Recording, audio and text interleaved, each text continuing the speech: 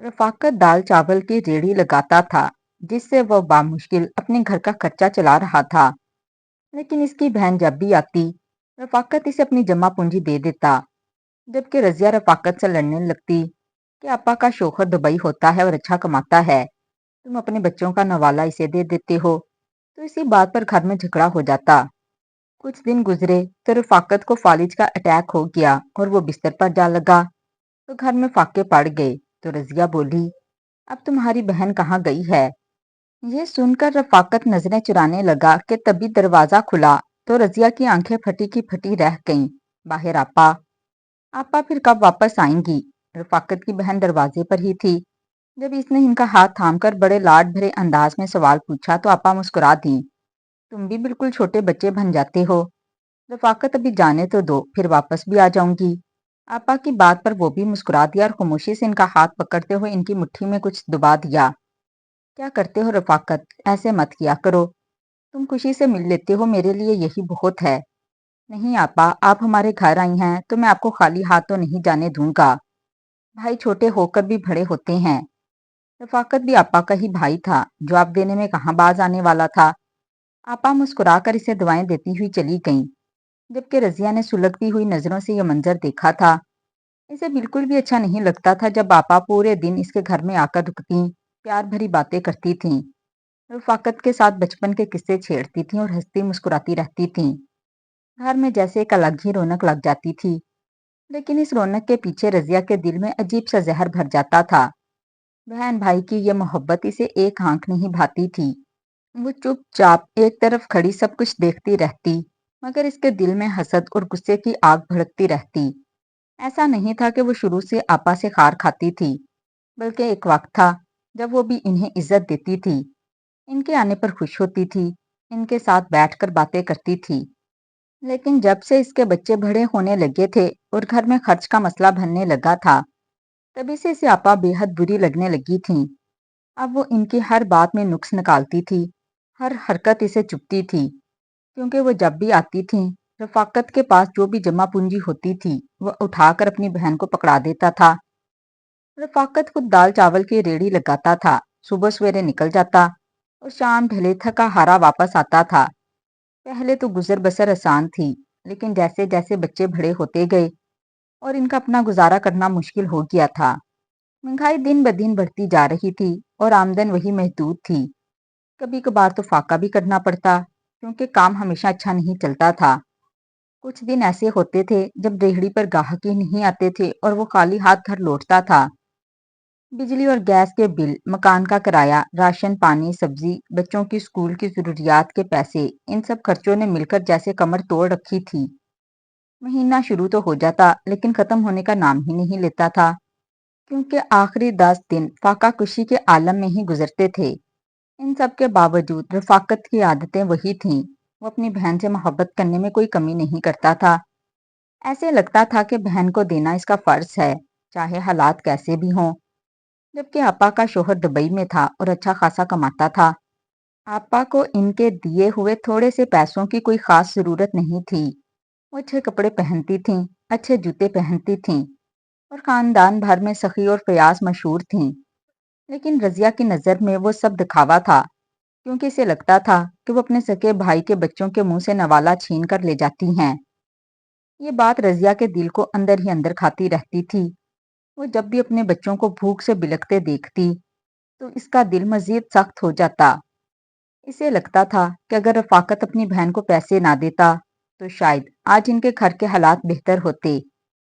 वो सोचती कि जितना पैसा रफाकत अपनी बहन को दे चुका है, अगर वो सब संभाल कर रखता, तो शायद वो कोई छोटा मोटा कारोबार खोल लेता, शायद वो एक दुकान ले लेता या अपनी रेड़ी को बड़ा कर लेता। और अगर ये सब ना कर पाता, तब भी शायद वो अपना घर बनाने के लिए कुछ एडवांस जमा कर पाते। लेकिन नहीं, इसे तो अपनी बहन से मोहब्बतें जतानी थीं, भले बहन को इसकी मोहब्बतों की जरूरत हो या ना हो। यही सोचें आहिस्ता आहिस्ता रजिया के दिल में जगह बनाती गईं और फिर इसके रवैये में तलखी आती गई। अब जब भी आपा घर आती तो इनके सामने तो खामोश रहती, लेकिन दिल ही दिल में जलती रहती। इनके जाने के बाद वो रफाकत से झगड़ा करती और इसे ताने देती। इन दोनों के दरमियान इसी बात पर अक्सर लड़ाई हो जाती और बच्चे सहम कर एक कोने में बैठ जाते। आज भी कुछ ऐसा ही हुआ था। रफाकत अपनी बहन को अलविदा कहने के बाद जैसे ही वापस मुड़ा, रजिया ने बड़ी तीखी नजरों से इसकी तरफ देखा। इसके चेहरे पर गुस्सा साफ जाहिर हो रहा था। सारा दिन बहन के साथ बातें खत्म नहीं हुई थीं, जो अब दरवाजे पर जाकर भी लंबी हो गई थीं। इसे ये सब बिल्कुल बर्दाश्त नहीं हो रहा था। इसने तीखे लहजे में सवाल पूछा तो रफाकत हंस दिया और कहने लगा, क्यों तुम्हें हम बहन भाइयों के प्यार से जलन हो रही है? इसकी ये बात सुनकर रजिया का गुस्सा और बढ़ गया। वो फौरन बोली, मुझे बहन भाइयों के प्यार से जलन नहीं होती, लेकिन जब आप मेरे बच्चों के मुंह का नवाला अपनी बहन को दे देते हैं तब जलन होती है। आप जानते हैं कि घर के हालात कैसे हैं, लेकिन इसके बावजूद जो थोड़ी बहुत जमा पूंजी मैं मुश्किल वक्त के लिए जमा करके रखती हूँ, आप इसे भी उठाकर अपनी बहन को दे देते हैं। रफाकत का चेहरा सख्त हो गया। तुम्हें आपा के बारे में ऐसी बात नहीं करनी चाहिए, और ना ही मैं आपा के लिए ऐसा लहजा बर्दाश्त करूंगा। इसने बजाय रजिया की बात को समझने के इसे डांट दिया। ये बात रजिया को मजीद चुभ गई। इसका गुस्सा अब काबू से बाहर हो रहा था। वो भी ऊंची आवाज में बोलने लगी और दोनों के दरमियान एक बार फिर तू तू मैं शुरू हो गई। घर का माहौल एकदम कशीदा हो गया। बच्चों ने जैसे ही अपने माँ बाप को झगड़ते देखा तो वो डर कर एक कोने में जाकर बैठ गए। इनके चेहरे पर खौफ साफ नजर आ रहा था। वो खामोशी से एक दूसरे के साथ लगकर बैठ गए, जैसे खुद को इस शोर से बचाने की कोशिश कर रहे हों।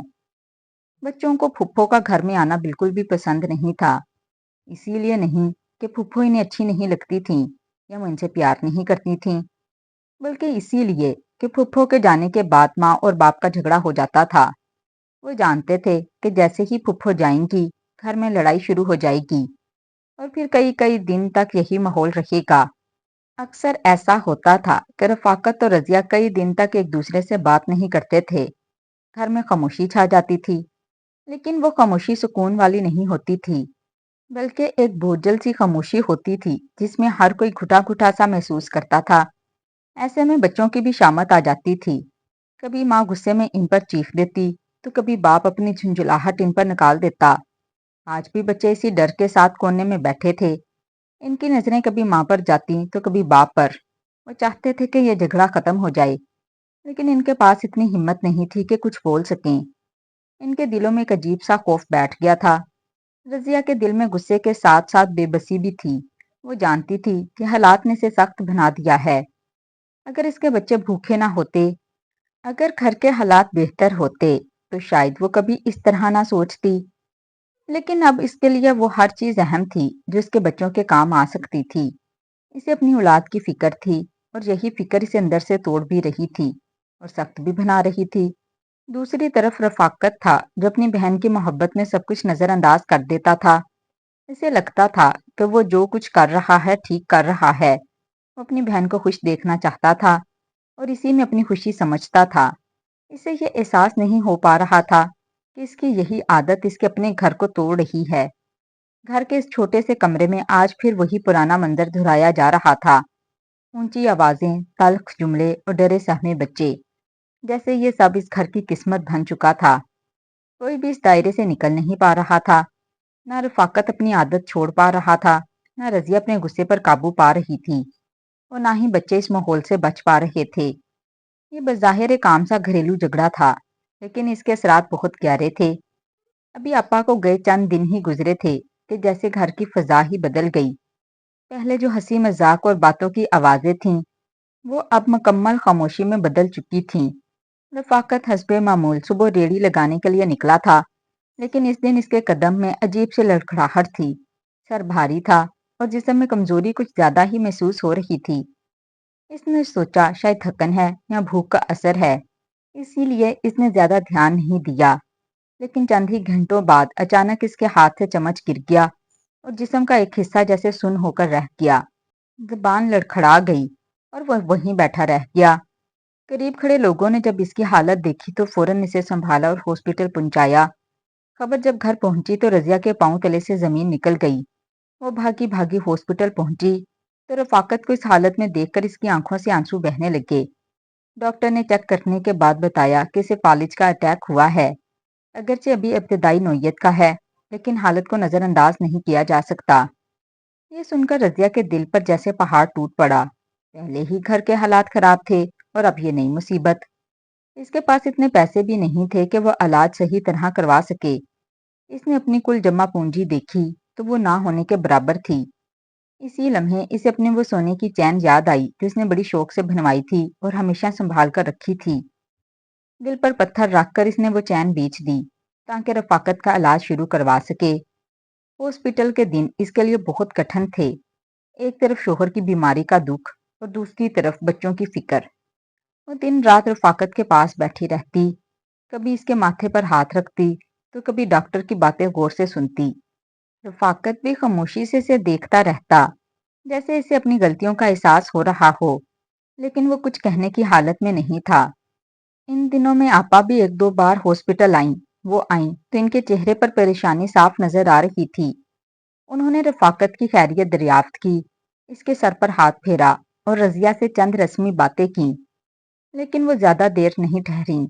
जल्दी जल्दी मिलकर वापस चली गईं, जैसे इन्हें कहीं पहुंचने की जल्दी हो।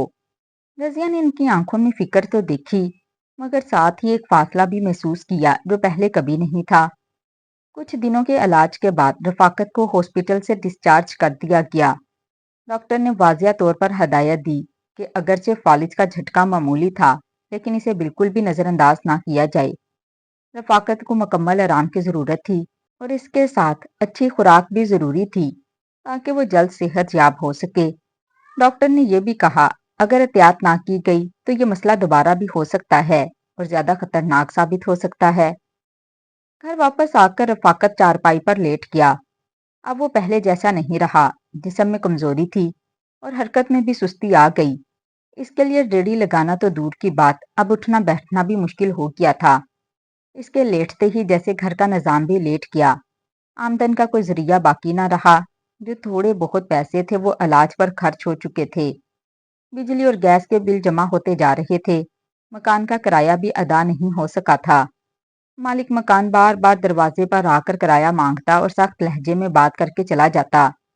रजिया हर बार शर्मिंदगी से नजरें झुका लेती। रिश्तेदारों ने भी जैसी आंखें फेर लीं, कोई हाल पूछने नहीं आया। जो आते थे वो भी सिर्फ अफसोस करके चले जाते, लेकिन किसी ने अमली मदद नहीं की। ऐसे में रजिया खुद को बिल्कुल अकेला महसूस करने लगी। सबसे ज्यादा मुश्किल वक्त वो था जब घर में खाने को कुछ ना होता। एक वक्त की रोटी का इंतजाम करना भी मुश्किल हो गया था। कई कई बार ऐसा हुआ कि बच्चों को सिर्फ पानी पिलाकर सुलाना पड़ा। एक दिन तो हद ही हो गई जब रफाकत की दवाई पूरी करने के चक्कर में 2 दिन तक घर में चूल्हा ही नहीं जला। बच्चे भूख से नढाल हो गए। इनके चेहरे मुरझा गए और आंखों में खामोश सवाल था जिसका जवाब रजिया के पास नहीं था। ये सब देखकर रजिया का दिल टूट गया। इसके अंदर का गुस्सा और दर्द अब बाहर आने लगा। वो बर्दाश्त की आखिरी हद पर पहुंच चुकी थी। वो तेज कदमों से चलती हुई रफाकत के पास आई जो चारपाई पर बेबसी से लेटा हुआ था। इसकी आंखों में आंसू थे, लेकिन लहजा गुस्से से भरा हुआ था। इसने भराई हुई आवाज में कहा, अब कहाँ है आपकी वो बहन जिस पर आप हमारी सारी जिंदगी की जमा पूंजी लुटाते रहे। आज देख लें, हमारे बच्चे 2 दिन से भूखे हैं और घर में एक दाना तक नहीं। कहाँ गई वो मोहब्बतें और कहाँ गए वो पैसे जो आपने इस पर निछावर किए थे। रफाकत ने ये सुनकर नजरें झुका लीं। इसके पास कोई जवाब नहीं था। इसके चेहरे पर नदामत साफ नजर आ रही थी। वो चाहकर भी नहीं कह पा रहा था। इसकी खामोशी ही इसकी सबसे बड़ी सजा थी। रजिया बोलती जा रही थी और इसके आंसू बहते जा रहे थे। वो अपने दिल का सारा बोझ निकाल देना चाहती थी। इसकी आवाज में दर्द भी था और शिकवा भी। वो सिर्फ एक बीवी नहीं थी बल्कि एक माँ भी थी जो अपने बच्चों की भूख बर्दाश्त नहीं कर पा रही थी। इसी लम्हे अचानक दरवाजे पर दस्तक हुई। दोनों एक लम्हे के लिए खामोश हो गए। रजिया ने आंसू पोंछे और दरवाजे की तरफ बढ़ी। जैसे ही इसने दरवाजा खोला तो इसकी आंखें हैरत से फैल गईं। बाहर आपा खड़ी थी। वो हैरत से बाहर खड़ी आपा को देखने लगी और इनके साथ ढेरों थैले थे। एक हाथ में फलों से भरा बैग था और दूसरे में राशन का सामान। साथ ही एक बड़ा सा डब्बा भी था जिससे खाने की खुशबू आ रही थी। वो बगैर कुछ कहे अंदर आई और आहिस्ता से सारा सामान एक तरफ रख दिया। घर में जैसे अचानक जिंदगी लौट आई हो। बच्चे जो कोने में बैठे सहमे हुए थे, खुशबू महसूस करते ही बेअख्तियार उठकर करीब आ गए। ان کی آنکھوں میں ایک چمک سی آ گئی۔ رضیہ کچھ لمحے خاموش کھڑی رہی، پھر بغیر کچھ کہے آگے بڑھی۔ اس نے کھانے کا ڈبہ لیا اور چپ چاپ پلیٹوں میں نکال کر بچوں کے سامنے رکھ دیا۔ بچے جیسے ٹوٹ پڑے، وہ جلدی جلدی کھانے لگے، جیسے کئی دنوں کی بھوک ایک ساتھ مٹا رہی ہوں۔ رضیہ نے پھر پھلوں کا تھیلا اٹھایا اور ایک سیب کاٹ کر رفاقت کے پاس لے گئی۔ وہ آہستہ سے چارپائی کے پاس بیٹھی اور خاموشی سے اسے کھلانے لگی۔ اس کے رویے میں اب وہ سختی نہیں تھی، بلکہ ایک عجیب سی نرمی اور تھکن شامل تھی۔ پھر وہ اٹھ کر آپا کے لیے بھی پانی لے آئی اور ان کے سامنے رکھ دیا۔ گھر کا ماحول جو کچھ دیر پہلے تک بوجھل اور اداس تھا اب بدلنے لگا۔ رفاقت نے کمزور نظروں سے اپنی بہن کی طرف دیکھا۔ اس کی آنکھوں میں سوال بھی تھا اور حیرت بھی۔ اس نے دھیرے سے کہا، آپا یہ سب کہاں سے لے کر آئی ہیں؟ آپا مسکرا دیں۔ ان کی آنکھوں میں نمی تھی لیکن چہرے پر سکون تھا۔ انہوں نے آہستہ سے کہا، مسئلہ حل ہو گیا۔ تمہارے جیسے بھائی اللہ ہر بہن کو دے جو مشکل وقت میں اس کے ساتھ کھڑا رہتا ہے۔ میں تمہاری بہت شکر گزار ہوں۔ تم نے میرا برہم بھی سب کے سامنے رکھا اور میری مدد بھی کرتے رہے۔ رفاقت بامشکل اتنا ہی کہہ سکا، آپا یہ آپ کیسی باتیں کر رہی ہیں؟ آپا نے گہرا سانس لیا اور رضیہ کی طرف دیکھتے ہوئے بولیں، تم کو سچ جاننے کا حق ہے۔ دراصل میرے شوہر کے ساتھ دبئی میں بہت بڑا مسئلہ ہو گیا تھا۔ ان پر ایک جھوٹا کیس بنا دیا گیا تھا۔ وہ نہ صرف پیسے بھیجنے سے قاصر ہو گئی بلکہ ہمیں یہاں سے بھی پیسے بھیجنے پڑتے تھے۔ میرے پاس جو بھی جمع پونچی تھی وہ سب ختم ہو گئی۔ ایسے وقت میں رفاقت ہی تھا جو میری مدد کرتا رہا۔ وہ جو بھی دے سکتا تھا دیتا رہا۔ میں چاہتی تھی کہ تمہیں سب بتا دوں لیکن اس نے منع کر دیا۔ کہتا تھا بہن کا مان نہیں ٹوٹنا چاہیے۔ رضیہ کی آنکھوں سے آنسو بہنے لگے۔ وہ خاموشی سے سب سنتی رہی۔ آپا نے بات جاری رکھی، اب الحمدللہ سب ٹھیک ہو گیا ہے۔ کیس ختم ہو گیا ہے اور ہمیں ہمارا حق بھی مل گیا ہے۔ کمپنی نے بھی ہمیں معاوضہ دیا ہے۔ مجھے ایک دو بار دبئی جانا پڑا، اسی لیے میں یہاں زیادہ رک نہ سکی اور انہی دنوں میں بھائی کے ساتھ یہ حادثہ ہو گیا۔ لیکن میں جانتی تھی کہ بس چند دن کی بات ہے، میں واپس آ کر اپنے بھائی کے سارے احسانوں کا بدلہ چکا دوں گی۔ یہ کہہ کر انہوں نے اپنے پرس سے کچھ کاغذات نکالے اور رفاقت کے ہاتھ میں رکھ دیے۔ یہ میری طرف سے میرے چھوٹے بھائی کے لیے تحفہ ہے۔ اسے کوئی احسان نہ سمجھنا اور نہ ہی انکار کرنا۔ رفاقت نے کانپتے ہاتھوں سے کاغذات دیکھے۔ اس کی آنکھوں میں آنسو آ گئے۔ وہ کچھ نہ بول سکا، بس خاموشی سے اپنی بہن کو دیکھتا رہا۔ رضیہ یہ سب دیکھ کر خود کو روک نہ سکی۔ وہ ایک دم اٹھ کر آپا کے گلے لگ گئی۔ اس کے آنسو رکنے کا نام نہیں لے رہے تھے۔ مجھے معاف کر دیں آپا، میں آپ کو غلط سمجھتی رہی۔ وہ بار بار یہی دہراتی رہی۔ آپا نے پیار سے اس کے آنسو پہنچے اور اسے اپنے ساتھ لگائے رکھا۔ رضیہ تم نے بھی بہت قربانیاں دی ہیں، حالات نے تمہیں مجبور کر دیا تھا۔ میں تمہاری جگہ ہوتی تو شاید میں بھی یہی سوچتی۔ میں نے تو پہلے ہی کہا تھا کہ سچ بتا دیں، لیکن اس نے نہیں بتایا۔ گھر میں ایک عجیب سی نرمی پھیل گئی، جیسے دلوں کا بوجھ اتر گیا ہو۔ پھر آپا نے مسکرا کر بچوں کو آواز دی، آؤ بچوں، آج پھپھو کے آنے کے بعد گھر میں کوئی جھگڑا نہیں ہوگا۔ تمہاری پھپھو بری نہیں ہے، بس حالات خراب ہو گئے تھے۔ بچے ایک دوسرے کو دیکھتے ہوئے آہستہ آہستہ قریب آئے اور پھر اچانک دوڑ کر آپا سے لپٹ گئے۔ آپا نے انہیں اپنے بازوؤں میں بھر لیا اور پیار سے ان کے سر سہلانے لگیں۔ اس لمحے گھر کا منظر بالکل بدل چکا تھا۔ جہاں کچھ دیر پہلے بھوک اور غصہ مایوسی تھی، وہاں اب سکون، محبت اور اپنائیت تھی۔ رضیہ خاموشی سے یہ سب دیکھ رہی تھی۔ اس کے دل سے ایک بڑا بوجھ اتر چکا تھا۔ رفاقت نے اپنی بہن اور بچوں کو ایک ساتھ دیکھا تو اس کی آنکھوں میں شکر گزاری آ گئی۔ اسے محسوس ہوا کہ شاید اب سب کچھ ٹھیک ہو جائے گا۔ تو ناظرین کمنٹ باکس میں لازمی بتائیے گا کہ آج کی کہانی کیسی لگی۔ کہانی پسند آئی ہو تو ویڈیو کو لائک اور چینل کو سبسکرائب کر دیں۔ شکریہ، اللہ حافظ۔